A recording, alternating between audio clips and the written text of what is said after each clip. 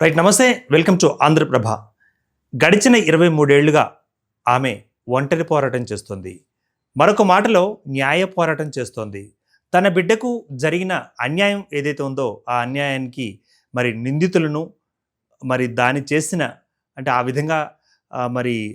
విధంగా గురి చేసిన వారిని చట్టపరంగా శిక్షించండి అంటూ కూడా 23 ఏళ్ల నుంచి అవిశ్రాంతంగా పనిచేస్తుంది, అవిశ్రాంతంగా న్యాయ పోరాటం చేస్తుంది. మరి నాంపల్లి కోర్టు నుంచి హైకోర్టుకు, హైకోర్టు నుంచి సుప్రీంకోర్టుకు వెళ్ళడం జరిగింది. సుప్రీంకోర్టులో కూడా 2 సార్లు హీరింగ్కి వచ్చిన పరిస్థితి. ఇప్పుడు ఈ నెలలోని 19వ తారీఖున మరి సుప్రీంకోర్టు ఆ తీర్పును తీర్పుగా మరి రిజర్వ్ చేసిన క్రమం. కేసు కోర్టులో ఉంది కాబట్టి, రిజర్వ్లో ఉంది కాబట్టి దాని మీద మనం టచ్ చేయట్లేదు. కానీ మరి న్యాయ పోరాటం ఏ విధంగా కొనసాగింది, ఏ విధంగా చేస్తున్నారు, మరి ఒకవేళ ఫలితాలు ఏ విధంగా వచ్చే అవకాశం ఉంది అంటూ కూడా మరి ఇప్పుడు మాట్లాడబోతున్నాం. మరి ఆమె మరెవరో కాదు, తెలుగు వెండితెరకు ఆమె ఇప్పటికీ గుర్తు ఉంది. ఆమె యొక్క గుర్తులు, ఆమె యొక్క పాటలు, ఆమె యొక్క మాటలు అన్ని సినిమాల రూపంలో కూడా ఇప్పటికీ మనం అందరం చూసుకుంటున్నాం. సో అదే తన జ్ఞాపకాలుగా ఉంచుకొని న్యాయ పోరాటం చేస్తున్నారు వారి మరి అమ్మగారు సరోజిని దేవి గారు. ముందుగా మనం వారిని పరిచయం చేసుకునే కార్యక్రమానికి శ్రీకారం చుడదాం. సో నమస్తే అమ్మా, వెల్కమ్ టు ది షోమా. నమస్తే సార్. ఫిబ్రవరి 23ని ఏం జరిగిందంటారు? ఆ రోజు ఎలాంటి పరిణామాలు మీరు చూడటం జరిగింది? ఫిబ్రవరి 24కి కన్నడ మూవీ ఒకటి ఉంది. ఇది వెంకట్ గారు, నాగేశ్వరరావు గారు మనవాడు, వెంకట్ గారు హీరో, ప్రత్యూష హీరోయిన్. అప్పుడే ఎంటర్ అవుతున్నాం మేము కన్నడ ఇండస్ట్రీకి. ఒక మూవీ కన్ఫర్మ్ అయింది. దానికి 24th మార్నింగ్ ఓపెనింగ్ ఉంది, మూవీ ఓపెనింగ్ ఉంది. సో ప్రత్యూష ఆ మూవీ ఓపెనింగ్ ఆ రోజు చేసుకుని తను అక్కడి నుంచి చెన్నై వెళ్ళిపోవాలా. చెన్నైలో 2 ఫిలిమ్స్ ఉన్నాయి. ఆ 2 ఫిలిమ్స్కి నా 15 డేట్స్ ఇచ్చా. అక్కడికి వెళ్ళాలి, 1 month అక్కడే ఉంటుంది. మళ్ళీ అక్కడి నుంచి కన్నడ మూవీకి రావాలి. ఆఫ్టర్ 1 month మూవీ మళ్ళీ కన్నడ మూవీకి రావాలి. ఉంటామండి, ఉంటాము. తను ఏం చేసిందంటే 23rd మార్నింగ్ ఏం చేశానంటే నేను టెంపుల్కి తీసుకెళ్ళాను. కొత్త మూవీ, కొత్త ఇండస్ట్రీ, ఒకసారి నవగ్రహ పూజ చేపిద్దాం, హోమం చేపిద్దాం అని చెప్పి టెంపుల్ తీసుకెళ్ళి టెంపుల్లోనే నవగ్రహ హోమం పెట్టించేసి శివాభిషేకం చేయించేసి మేము వచ్చే వరకు 1 అయింది ఇంటికి వచ్చే వరకు. 1 తర్వాత తను లంచ్ చేసుకుంది. లంచ్ చేసుకుని మా అన్నయ్య కూతురు కూడా ఉండే, ప్రఫుల్ల సిరి, ఇద్దరు కొద్దిసేపు పడుకొని 3:30కి అలా లేచేసి రెడీ అయిపోయి అమ్మ నేను కొద్దిగా ఫేషియర్, పెడిక్యూర్ చేసుకుంటాను, నెక్స్ట్ డే మార్నింగ్ పోతే మళ్ళీ 45 days వరకు రాను కదా, కొద్దిగా చేంజ్ చేసుకొని వస్తాను చెప్పి పంజగుట్ట ఫెర్రీ బ్యూటీ పార్లర్కి వెళ్ళింది. ఆమె ఎప్పుడు అక్కడికి వెళ్తాను. ఆ ఫెర్రీ బ్యూటీ పార్లర్కి వెళ్తామనంటే సిరి నువ్వు కూడా వెళ్తా అంటే ఇద్దరం వెళ్తాం అత్త అన్నారు. ఇద్దరు కలిసి పాప కెనెటిక్ ఉండే, కెనెటిక్ హోండా ఉండే, సిరికి కూడా కెనెటిక్ హోండా ఉంది. సో కిందికి నా కెనెటిక్ హోండా మీద ఏం వెళ్ళాం మమ్మీ, అక్క కెనెటిక్ హోండా మీద ఇద్దరం కలిసి వెళ్ళిపోతాము.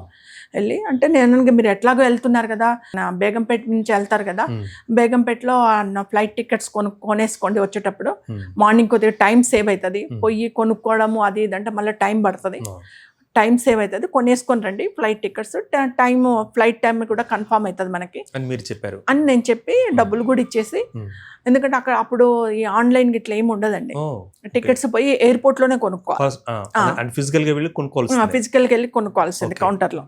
సో ఓకే మమ్మ వచ్చేటప్పుడు మేము కొనుక్కొని వస్తాము అన్నారు. నేను లిఫ్ట్ దాకా వెళ్ళి తొందరగా రండమ్మా, మళ్ళీ నేను మొత్తం లగేజ్ సదిరి పెడతా, మీరు తొందరగా రండి అని చెప్పేసిన అదే లాస్ట్ నేను పాపని చూడడం. ఇంకా లిఫ్ట్లో బాయ్ చెప్పినా వెళ్ళిపోయాను. మేము 4th floorలో ఉండేవాళ్ళం అక్కడ తార్నాక. బాయ్ చెప్పి పంపించేసిన. తను వెళ్ళిపోయింది. ఇంకా వెళ్ళిపోయిన తర్వాత ఫేషియర్కు లోపల పాప ఫేషియర్ చేయించుకుంటుందంట, కొద్దిగా పెద్ద బ్యూటీ పార్లర్ అది. సిరి బయట కూర్చుంది, లాన్లో కూర్చుంది, లోపలికి వెళ్ళింది. అప్పుడు వాళ్ళు వెళ్ళిన ఒక 1/2 hour తర్వాత సిద్ధార్థ రెడ్డి వచ్చాడట అక్కడికి బ్యూటీ పార్లర్కి. వచ్చేసి సిరి ప్రత్యూష ఇది అని అన్నాడు. అంటే లోపల ఫేషియర్ చేయించుకుంటుంది, నువ్వు కూర్చో సిద్ధార్థ రెడ్డి కూర్చోబెట్టింది. లేదు ఒకసారి పోయి లోపల చెప్పి రావా నేను వచ్చినా అని. అంటే సిరి లోపలికి వెళ్ళి చెప్తే అక్కడ నాది అయిపోయింది, నేను వస్తున్నాను కూర్చోమను. అయిపోయినాక ఒక 1/2 hour 1 hourలో వచ్చేసింది బయటకి. వచ్చేసి మాట్లాడిందంట, కొద్దిగా మనం అట్లా పోయి మాట్లాడుకుందాము, నువ్వు ఇప్పుడు వెళ్తే మళ్ళీ 45 days వరకు రావు కదా, ఒకసారి మాట్లాడదాము అని అన్నాడు. అంటే సిరి అన్నదంట, వద్దు అత్త మళ్ళా టికెట్స్ కూడా కొనుక్కొని రమ్మన్నది, మాకు లేట్ అయిపోతుంది, ఆల్రెడీ చీకటి పడుతుంది, సో మేము ఇంటికి వెళ్ళిపోతాము. మళ్ళీ ఏ టైం అప్పుడు 5 అయింది అనుకుంటా. 5:30 మధ్యలో వద్దు మేము వెళ్ళిపోతాము, మళ్ళీ లేట్ అయిపోద్ది, చీకటి పడిపోతుంది, టికెట్స్ కూడా కొనుక్కొని పోవాలి, మళ్ళీ మార్నింగ్ ఫ్లైట్కి వెళ్ళాలా, అత్త కోపడుతుంది, మేము వెళ్తామని అంటే లేదు సరే 5 minutes లాంగ్ టైం వెళ్తుంది కదా, ఒకసారి అట్లా మేము కార్లో పోయి మాట్లాడుకోండి, ఆయన కారు ఉండేది, కార్లో పోయి మాట్లాడుకొని వస్తామంటే ఇక ప్రత్యూషన్ ఏం రిక్వెస్ట్ చేశాడో ఏమో తెలియదు. సో ప్రత్యూషన్ అంటే 5 minutes కూర్చోక అలా తిరిగేసి వస్తాం, బాగా రిక్వెస్ట్ చేస్తున్నాడు కదా, అలా తిరిగేసి వస్తాం, నువ్వు ఈయన కూర్చో, ఇక్కడ నుంచి మళ్ళీ మన కెంటిక్ మీద ఇంటికి వెళ్ళిపోదాము అని. ఆయన కార్లో వెళ్ళింది, ఆయన కార్లో వెళ్ళింది. సిరి ప్రత్యూషన్ చూడడం అదే లాస్ట్, ఇంకా కార్లో వెళ్ళిపోయింది. కార్లో వెళ్ళిపోయిన తర్వాత నాకు 6:30కి అనుకుంటానండి, 6:30 మధ్యలో ప్రత్యూష కాల్ చేసింది. తన దగ్గర కార్లో వాళ్ళిద్దరు కలిసి ఎక్కడికి వెళ్ళారు, ఏం చేశారు అనేది మీకు తెలియదు, తర్వాత తెలుసుకున్నారు. ఏం తెలియదు, ఎవరికి ఏం తెలియదు, అలా వెళ్ళారు అంత మాట్లాడుకోవడానికి, అలా వెళ్ళారు. నాకు 6:30 మధ్యలో కాల్ వచ్చింది. ప్రత్యూషకు మొబైల్ ఉండే, మొబైల్ నుంచి కాల్ చేసింది. కాల్ చేసి హ్యాపీ మూడ్తో ఉంది తనప్పుడు. మామ నాకు తేజ గారు కాల్ చేశారు, నేను జయం సినిమాలో హీరోయిన్గా సెలెక్ట్ అయినా, ఇక్కడ ఒకసారి రమ్మన్నారు, నేను వెళ్తున్నాను, సిద్ధుతో వెళ్తున్నాను, సిద్ధు కార్లో కూర్చుంటాడు, నేను లోపలికి పోయి మాట్లాడేసి వస్తాను. మరి ఈవినింగ్ టికెట్స్ గురించి ఇంకేం చెప్పలే అని అంటే నేను అన్నాను. తను చాలా హ్యాపీ అంటే, నేను కాదమ్మా తొందరగా వెళ్ళి కలిసి మళ్ళీ సిరక్కని తీసుకొని, ఆమె అక్క అనేది సిరక్కని తీసుకొని మళ్ళీ టికెట్స్ కొనుక్కొని రావాలి, మళ్ళీ పొద్దున్నే ఇక్కడ మనకు ఓపెనింగ్ ఉంది కదా వెళ్ళాలి కదా అంటే, లేదు మమ్మ జస్ట్ పోయి నేను డైరెక్టర్గా రమ్మన్నారు కాబట్టి రెస్పెక్టబుల్గా పోయి కలిసి మాట్లాడేసి మదర్ మాట్లాడతారు, మదర్తో కలిసి వస్తానని చెప్పేసి వస్తాను అని చెప్పినాడు. సరే అమ్మ నువ్వు వెళ్ళు, తొందరగా బయలుదేరిన. మాట్లాడడం కూడా అదే లాస్ట్ నాతో, ఇంకా ప్రత్యూష ఫర్దర్ నాతో మాట్లాడలే, ఇంకా అదే లాస్ట్. వెళ్ళిపోయిందా లేదా ఏం తెలవదు. నాకు 8 o'clock అట్లా మళ్ళీ కాల్ వచ్చింది. ఎక్కడి నుంచి వచ్చింది? హాస్పిటల్ నుంచి వచ్చింది. ఎవరి నెంబర్ నుంచి వచ్చిందండి? Land phone, care hospital land phone నుంచి వచ్చింది. అక్కడ సిరి అక్కడ వెయిట్ చేస్తుంది పాపం, ఆ బ్యూటీ పార్లర్లో కూర్చొని ఉంది సిరి, అక్కడే ఉంది తను. అయితే సిరి ఎన్నిసార్లు కాల్ చేసినా కలవట్లేదంట. ఆఫ్టర్ 6:30కి సిరి బాగా లేట్ అయిపోతుంది ఏంటని చెప్పి కాల్ చేస్తే మొబైల్ పని చేయట్లే, స్విచ్ ఆఫ్ ఉంది.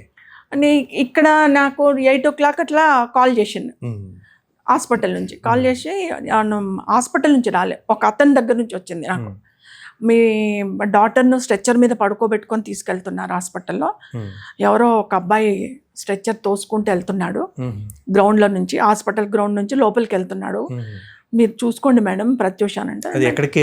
బంజారాహిల్స్. అయితే మీరు చూసుకోండి మేడం అన్నారు. అంటే నేను కోపడ్డా అతన్ని, మా డాటర్ ఇప్పుడే మాట్లాడింది, 1 hour కింద మాట్లాడింది, తేజ ఆఫీస్కి వెళ్తున్నా అన్నది, మీరేమో స్ట్రెచ్చర్ మీద ఉన్నట్టు మీరు ఎవరిని చూసి ఎవరిని అంటున్నారు సార్ అని అన్నా. అంటే లేదు మేడం ప్రత్యూష నాకు తెలుసు, నేను సినిమా వాడినే. కానీ మీ నెంబర్ ఎలా తెలుసు ఆయనకు? అంటే మేము కార్డ్స్ లో ల్యాండ్ ఫోన్ పెట్టాం, మా ఇంట్లో land phone. Okay, land phone పెట్టి నేను కార్డ్స్ ఇచ్చా. మేము నా సినిమా వాడినా మేడం, మీ నెంబర్ మా దగ్గర ఉంది, మేము సినీ ఫీల్డ్కి సంబంధించిన వ్యక్తిని, నేను చూసిన వెళ్తుంది స్ట్రెచ్చర్ మీద వెళ్తుంది అంటే కోపడ్డా.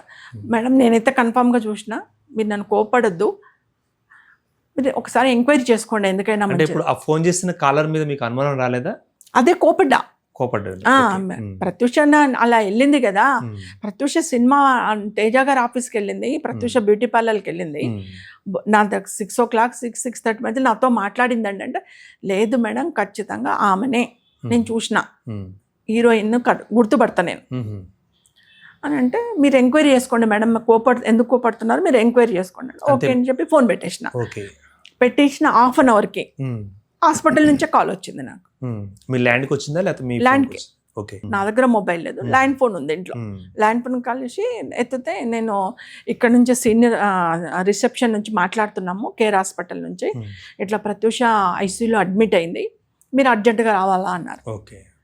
అంటే అదేంటండి మరి ఏమైంది మా డాటర్కి, ఎందుకు హాస్పిటల్లో అడ్మిట్ అయింది అనండి అంటే, లేదు అన్ని వివరాలు మీరు హాస్పిటల్కి వచ్చినాక చెప్తా, మీరు అర్జెంటుగా బయలుదేరండి అని చెప్పి వాళ్ళు ఫోన్ పెట్టేసి, ఇంకా అప్పుడు నేను బాబు అప్పటికి 8:30 అట్లా అవుతుంది, నేను బాబు ఇద్దరం కలిసి వచ్చేసినాం హాస్పిటల్. తొందర ఆటో మాట్లాడుకొని వచ్చే వరకు 9:30, 10 అలా అవుతుంది.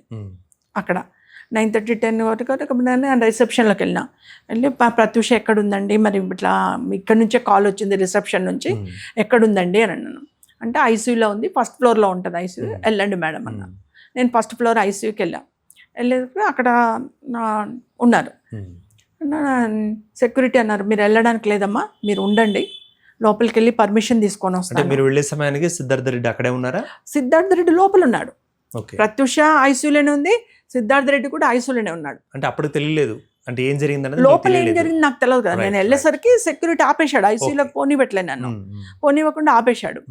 ఆపేస్తే నేను అన్నాను, నన్ను పోనీయండి, మా డాక్టర్కి ఏమైంది, నాకు కాల్ చేసిండు, నన్ను పోనీయరు లోపలికి, మరి ఏమైందో నేను చూసుకోవాలి కదా, ఏమైందంటే ఉండండి అమ్మ లోపల డాక్టర్ని అడిగేసి వస్తాను.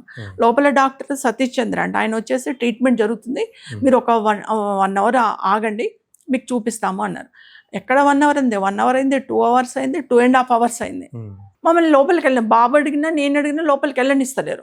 ఇదేంటి అని చెప్పేసి నేను బాగా గొడవ పెట్టి ఏడ్ చేసిన. అక్కడ మమ్మల్ని పక్కన ఆపేస్తారు, సిద్ధార్థ రెడ్డి ఫ్రెండ్స్ రిలేటివ్స్ మాత్రం లోపలికి వెళ్తుంటారు, లోపలికి వెళ్తున్నారు, వాళ్ళని ఎవరిని ఆపట్లే, మమ్మల్ని తల్లి కొడుకులను మాత్రం ఆపేసారు. ఓకే. ఒక నియర్లీ 10:30, 11కి మేము 9:30కి వెళ్తే 10:30, 11కి మమ్మల్ని అలౌ చేసిండు, అప్పుడు వచ్చి చూడండి అని. అప్పుడు నేను ఐసీయూ ఎంటర్లోకి వెళ్ళిన, కొద్దిగా డోర్ పెద్దగా ఉంటుంది, లోపలికి వెళ్ళేసరికి మేము వెళ్ళిన రైట్ సైడ్ ఒక చిన్న రూమ్ ఉంది, అందులో సిద్ధార్థ రెడ్డి పడుకొని ఉన్నాడు, వాళ్ళ రిలేటివ్స్ వాళ్ళ మదర్ వాళ్ళ లోపల ఉన్నారు. ఎదురుగా ప్రత్యూష పడుకొని ఉంది, బెడ్ మీద పడుకొని ఉన్నది.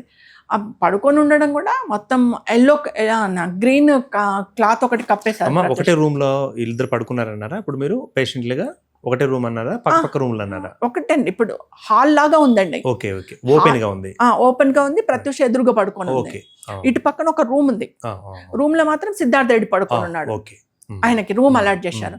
ఇక్కడ మాత్రం ప్రత్యూష పడుకొని ఉంది. నేను దగ్గరికి వెళ్దాము అనే వరకు నన్ను ఆపేశారు, ఒక 10 అడుగుల దూరంలోనే ఆపేశారు నన్ను, వెళ్ళొద్దు దగ్గరికి అని చెప్పేసి. అక్కడ ప్రత్యూషకు గ్రీన్ కలర్ క్లాత్ ఒకటి ఇక్కడ వరకు హాస్పిటల్ కప్పేశారు, ఒకటి పైన కవరింగ్ పెట్టారు, హెయిర్ మొత్తం కూడా కట్టేశారు. ఇక్కడ మాస్క్ ఒకటి ఉంది, పైన అన్ని ఎక్విప్మెంట్స్ ఉన్నాయి. అంటే నాకు అక్కడికి వెళ్తే దూరం నుంచి కనబడేది ఏంటంటే ప్రత్యూష కళ్ళు మూసుకొని ఉంది, ఓన్లీ ఇది మాత్రం కనబడుతుంది, ఇంకేం లేదు. ఇక్కడ వరకు కప్పేసిండ్రు, ఇక్కడ ఒకటి క్యాప్ కట్టేసిండ్రు, ఇక్కడ మాస్క్ పెట్టేసి ఇంకేం కనబడుతుందండి, కళ్ళు మూసుకొని ఉంది అంతే, ఇంకేమీ లేదు. అది నేను దగ్గరికి వెళ్తానంటే వెళ్ళనియరు, అసలు బతికుందా చనిపోయిందా ఆ విషయం అడిగారా మీరు? వాళ్ళు చెప్పారా? ట్రీట్మెంట్ అవుతుంది అని చెప్తున్నారు, కానీ అక్కడ ఏం కనబడట్లే, అన్ని ఏంటేంటివో బాక్సులు పెట్టున్నాయి పైన, అంతే. ట్రీట్మెంట్ అవుతుంది, మీరు వెళ్ళొద్దు దగ్గరికి, ట్రీట్మెంట్ అవుతుంది అంటారు. సార్ నేను ఒక్కసారి వెళ్ళి పలకరిస్తాను సార్, నా బిడ్డను టచ్ చేసుకుంటాను, ఒక్కసారి వెళ్తాను సార్, నేను ఎంత ఏడ్చినా లేదమ్మా మీరు వెళ్ళొద్దు, ట్రీట్మెంట్ అవుతుంది. జస్ట్ ఎంతసేపు అంటే 2 minutes నిలబెట్టారు అంతే నన్ను దూరంగా. నేను నా బాబు ఇలా పిచ్చి వాళ్ళలాగా చూస్తున్నాం అంతే, ఏం చేయాలో అర్థం కాదు, దగ్గరికి పోనివ్వరు, ట్రీట్మెంట్ అవుతుంది అంటారు. మీరు 2 minutes తర్వాత బయటకు వెళ్ళి కూర్చుండమ్మా, ట్రీట్మెంట్ అయిపోయినాక పిలుస్తాము అన్నారు. బయటకు వచ్చేసి అక్కడ చిన్న సోఫా ఉంది, సోఫాలో కూర్చున్నాం బయట.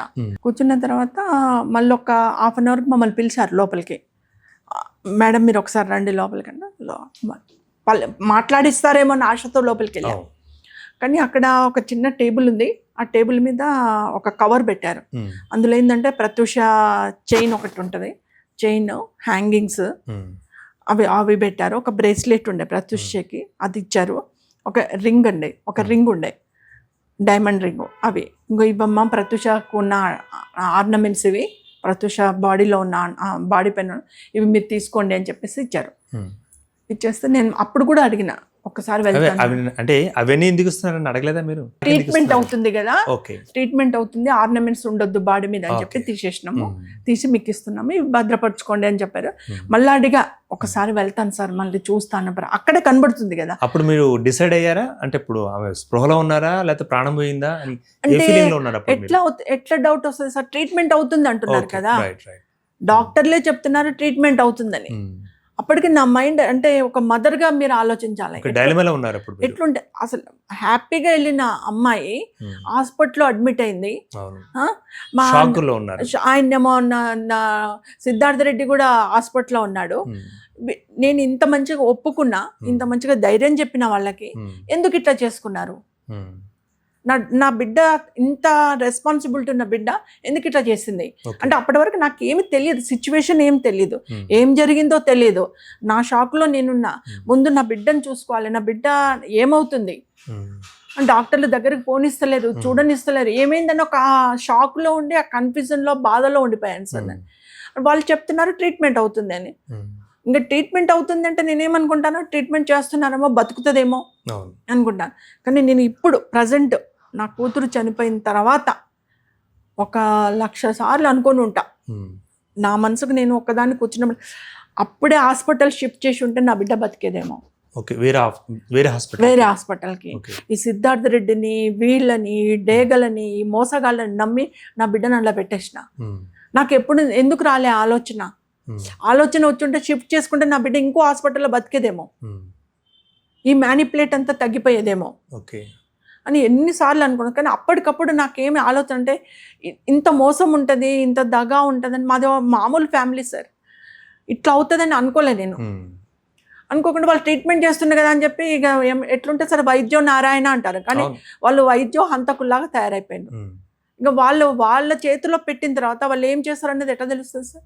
ట్రీట్మెంట్ అవుతుంది అన్నారు, అవుతుంది కదా అనుకున్నాను. మార్నింగ్ చనిపోయిందని చెప్పే వరకు నేను నమ్మిన వాళ్ళని. ఆ నైట్ మీరు అక్కడే ఉన్నారా? మొత్తం అక్కడనే ఉంది సార్. సిద్ధార్థ రెడ్డి రిలేటివ్స్ కానీ పేరెంట్స్ కానీ రూమ్లో అలాట్ చేశారు సార్. వాళ్ళు ఏమైనా మాట్లాడారు మీతోటి? మమ్మల్ని ఎవరు పలకరించిన పాపాన పడలేదు సార్. నేనే మా బాబును కింద రిసెప్షన్కి పంపించేసి అన్నయ్య వాళ్ళకు ఫోన్ చేయించేసి, మళ్ళీ మా పిఆర్ఓ గిరిధర్కి ఫోన్ చేయించేసి, గిరిధర్ గారు వచ్చారు, మా పెద్దన్నయ్య, మా పెద్దొదిన వాళ్ళు వచ్చారు, మా ఇంకా మిగతా బ్రదర్స్ ఏమో మా నేటివ్లో ఉంటారు భువనగిరి, వాళ్ళు నెక్స్ట్ డే మార్నింగ్ వచ్చారు. పెద్దన్నయ్య, పెద్దొదిన, మా సిరి ఏం చేసింది అక్కడ పాపం బ్యూటీ పార్లర్లో కూర్చుంది. ఇది హాస్పిటల్ అడ్మిట్ అయింది, మేము అటు వెళ్ళిపోయినాం. మా సిరి హడావిడిగా ఇంటికి పరిగెత్తుకొచ్చిందంట. తార్నాక కెనటిక్ వేసుకొని తార్నాక ఇంతవరకు రావట్లేదు, ఫోన్ స్విచ్ ఆఫ్ అయింది, నాకు చెప్పకుండా ఇంటికి వచ్చేసిందేమో, సిద్ధు వదిలిపెట్టిపోయిండేమో కార్లో అని చెప్పేసి అక్కడికి పరిగెత్తుకొచ్చేసరికి డోర్ లాక్ ఉంది. మేము ఇటు వచ్చేసినాం కదా, డోర్ లాక్ ఉంది, అత్తలేదు, డోర్ లాక్ ఉంది. పింకీ అంటాం మేము ఇంట్లో నిక్ నేమ్, పింకీదేమో మొబైల్ ఆఫ్ ఉంది, పనిచేస్తలేదు, ఏమైందని చెప్పి కన్ఫ్యూజ్ అయిపోతుంది. అది కన్ఫ్యూజ్ అయిపోయి ఇట్లా లిఫ్ట్ దాకా వచ్చిందంట. పోలీస్ వాళ్ళు వచ్చారు లిఫ్ట్లో నుంచి వచ్చి, ఎవరు సార్ మీరు అందంట. ఇది ప్రత్యూష వాళ్ళ ఇల్లే కదంటే, అవును సార్ అని.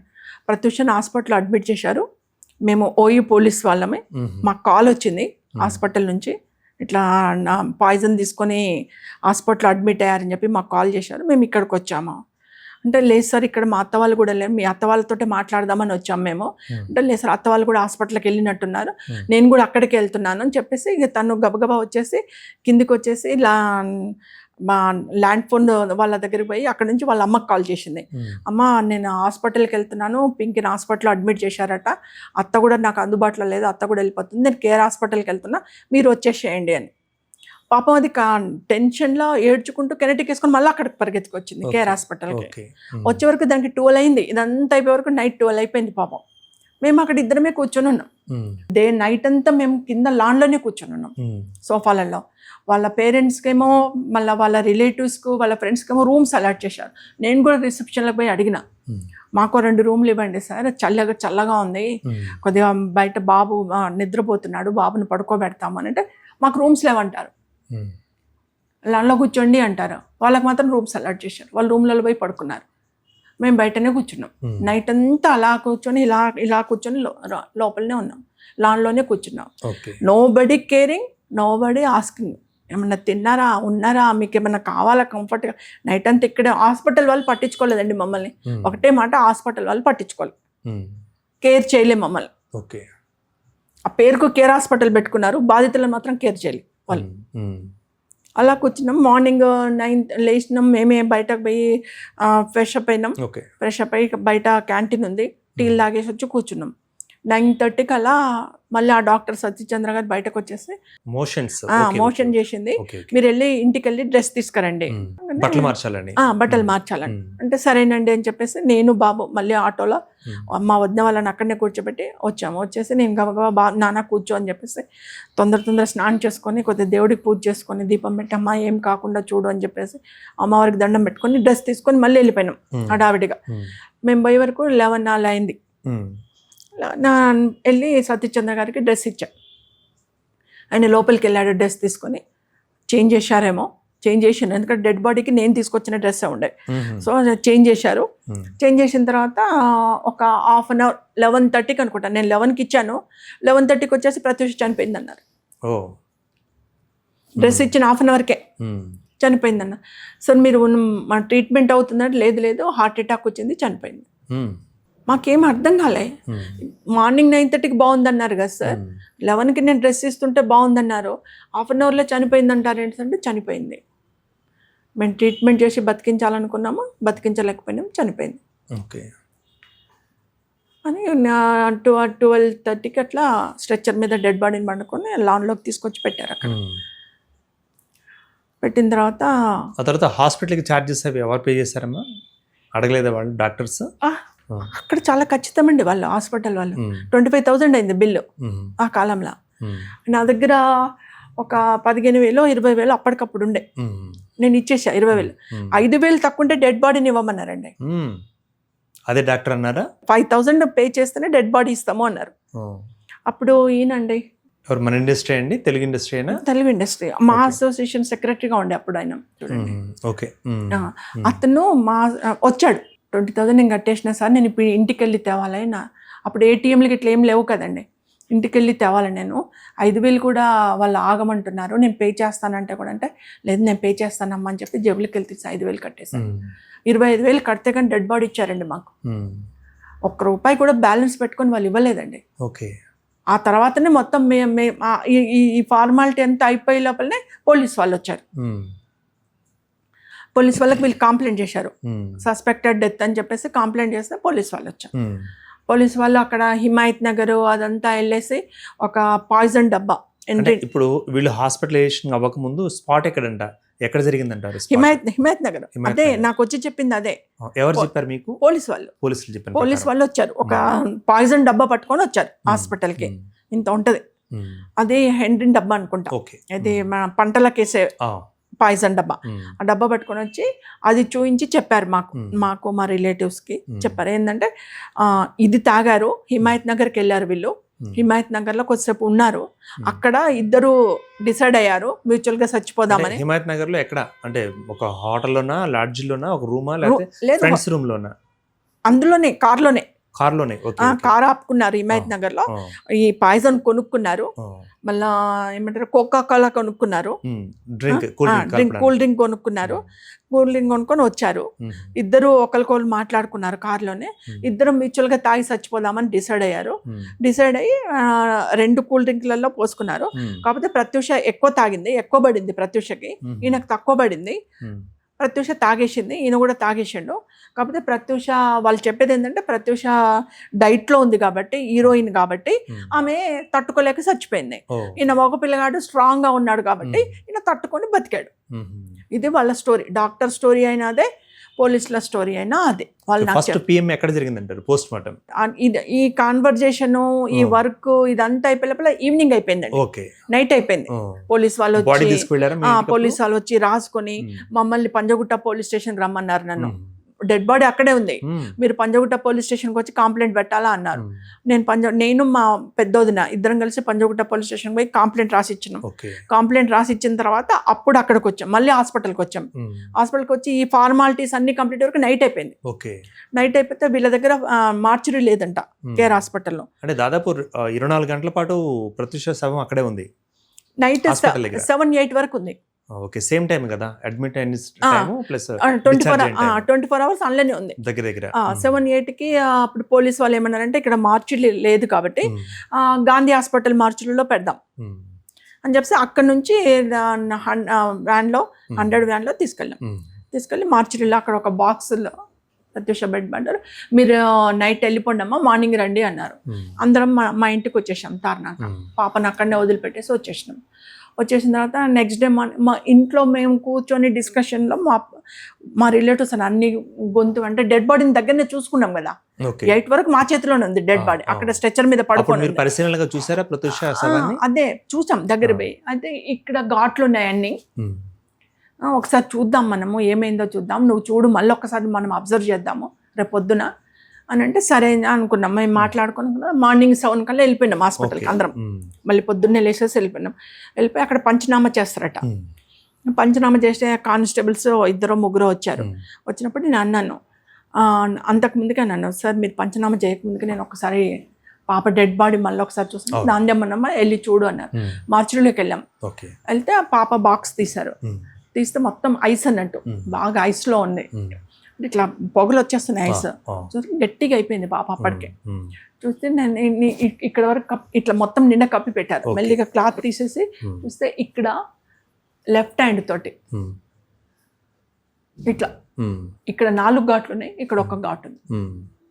ఒత్తేశారు, ఒత్తి నోట్లో పోశారని అర్థం.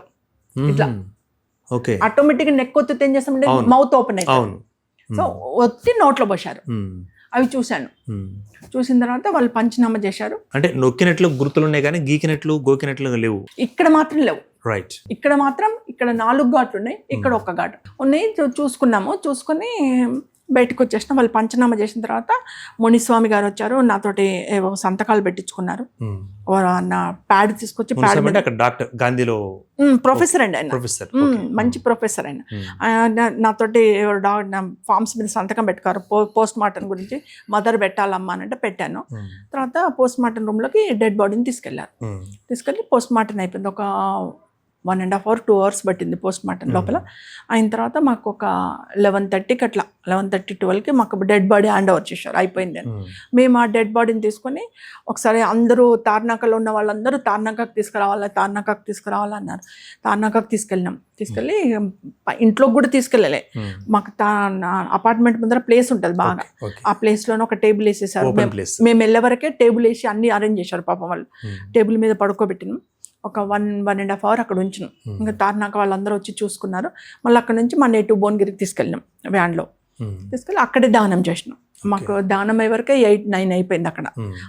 మేము వెళ్ళే వరకు భువనగిరిలో నేను అనుకుంటా కదా కొన్ని వేల మంది వచ్చున్నారు. అంటే కాల్చివేత పూడ్చివేత దానం చేశాం. కాల్చివేత అంటే మా కుటుంబ సాంప్రదాయం ప్రకారం దానం చేయాలన్నారు. సో మేము వెళ్ళే వరకు కొన్ని వేల మంది, అసలు భువనగిరికి ఎంటర్ అయ్యే పరిస్థితే లేదు మాకు. మేము ఇక్కడ 1కి వెళ్తే యాక్చువల్లీ 2 కల్లా వెళ్ళిపోతాం. 1 hour తార్నాక నుంచి మాకు జర్నీ 1 hour, కానీ 4 అయింది మాకు ఆ జనాలలో నుంచి వ్యాన్ తీసుకెళ్ళడానికి. అంతమంది జమ అయిపోయారు. ఇంకా మేము ఫార్మాలిటీస్ అన్నీ కంప్లీట్ చేసుకొని జనాలతోటి వెళ్ళే వరకే 9:30-10 అయిపోయింది మాకు. దానం ప్లేస్కి వెళ్ళారు, శ్మశానానికి వెళ్ళడానికే బాగా లేట్ అయిపోయింది. ఇంకా అక్కడ మా ఫార్మాలిటీస్ ప్రకారం మేము దానం చేసేసుకొని ఇంటికి వచ్చేసి అక్కడి వరకు నాకు మైండ్లో ఏముందంటే ఎందుకు చనిపోయింది నా బాధలో నేను ఉండిపోయినా. నాకు చెప్పకుండా ఎందుకు ఇట్లా చేసుకుంది, నాకు చెప్తే నేను కనీసం సిద్ధార్థ రెడ్డితో మాట్లాడేదాన్ని, ఏదో ఒకటి సెట్ చేసేదాన్ని. ఎందుకు ఇట్లా అయింది, ఒప్పుకోకపోతే ఏదో ఇంకో ఆల్టర్నేటివ్ మాట్లాడేవాళ్ళం, ఇంకో ఆల్టర్నేటివ్ చూసుకునే వాళ్ళం. నా బిడ్డ ఎందుకు ఇట్లా చేసింది, నాకే ధైర్యం చెప్పి నన్ను ఇట్లా అన్యాయం చేసిపోయింది అని చెప్పేసి నా బాధలో నేను ఏడుస్తూ నా బాధలో ఉన్నాను. వాడు చిన్నోడు, వాడికి ఏమి తెలియదు. వాడు మొత్తంగా అమ్మ అనుకుంటే అక్క అనుకుంటే ఏడ్చుకుంటే, అంటే ఎక్కువ అటాచ్మెంట్ ఉన్న బాయ్ అక్కతోటే.